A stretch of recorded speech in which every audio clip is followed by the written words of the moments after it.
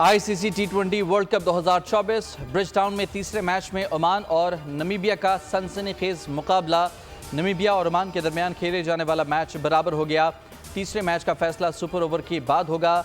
Namibia ने super over में 24 run का टारगेट दे दिया। ओमान ने पहले बैटिंग करते हुए 109 रन बनाए थे, जिसके जवाब में नमीबिया ने मुकर्ररा ओवर्स में 109 रन बना लिए।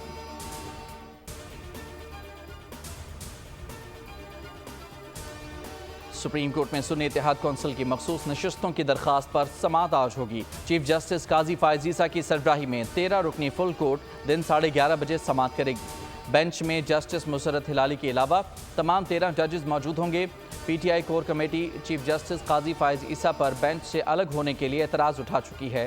पीटीआई चीफ जस्टिस के बेंच से अलग होने के मामले पर तहरीरी दरखास्त दायर करेगी या नहीं, मामला अहमियत इख्तियार कर गया। पीटीआई ने मफादात के टकराव के नुक्ते के तहत चीफ जस्टिस पाकिस्तान से फुल कोर्ट से अलग होने का मुतालबा किया था।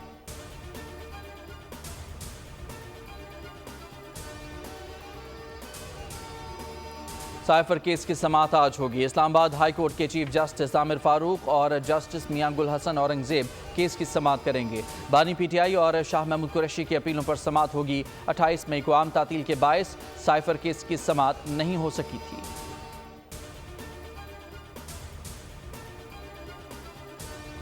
कराची में डकैतों के हाथों कत्ल होने वाले तालिब इल्म की नमाज जनाजा अदा। MQM रहनुमा मुस्तफ़ा कमाल, अपोजिशन लीडर अली खुर्शीदी, अमीर जमात इस्लामी कराची मुनम जफर समेत असम्बली के दीगर अरकान की शिरकत। डकैतों ने गुज़िश्ता रोज़ गुलशन इकबाल में घर के करीब हमदर्द यूनिवर्सिटी के गोल्ड मेडलिस्ट इत्तका को कत्ल किया था। मकतूल इत्तका मैकेनिकल इंजीनियर था। मकतूल के भाई ने बताया इत्तका हाफिज कुरान और गोल्ड मेडलिस्ट था। उसने मज़ामत नहीं की, फिर भी उसे जान से मार दिया गया।